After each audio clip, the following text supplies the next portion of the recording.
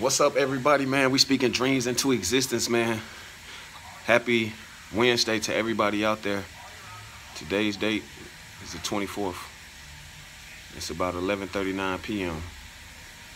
I never really opened up and shared this whole story, but I just wanted to share a piece of inspiration with you, man.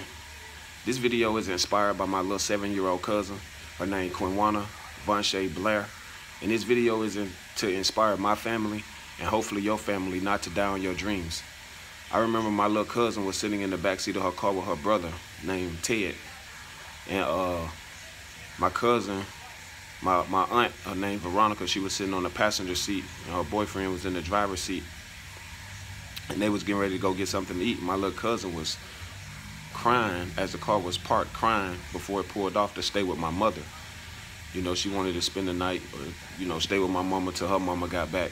And my mama said, you know, I kept you last night, Queenie. You know, I can't keep you tonight. So she said, she kept begging to stay. But my mama said, you know, I can't keep you. And then my mama said, I'll take one of you. And so then she took the little boy, Ted. Ted, he ended up getting out the car, staying with us. And Queenie drove off an hour later or two, or however, I don't know the exact times.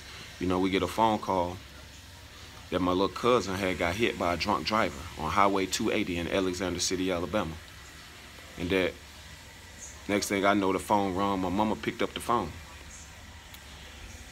My mama was like, she was in her own world as we sitting in the living room. My mama was like, I knew it. And she said to herself, she said, I knew I should have took that baby out that car. My mama literally dropped the phone. I don't even think she hung the phone up and just, you know, rushed out the house, told us, lock the door and stuff like that.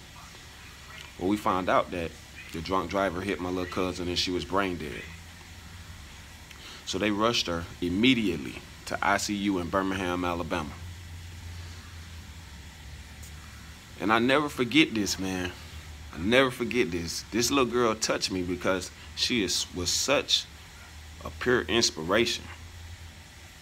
And to the death of me y'all that don't know why I fight for this company and I fight to push this dream, you not gonna understand this because you ain't had no cousin that got hit by no drunk driver at 7 and died before she got a chance to live her dreams. So when I wake up and speak my dreams into existence, I'm doing this for that 7-year-old that y'all don't know. And so when they ended up taking my little cousin to the ICU in Birmingham, Alabama, all the kids stayed back in Alexander City. Now, that's Alex City is about an hour and a half, 2 hours away. She ended up going to the Children's Hospital. So we immediately knew, don't nobody go to the Children's Hospital that for no band-aids and nothing like that. Like, it's serious. But my family was like, you know, everything gonna be all right, everything's gonna be good. And I used to wonder why bad things happen to good people.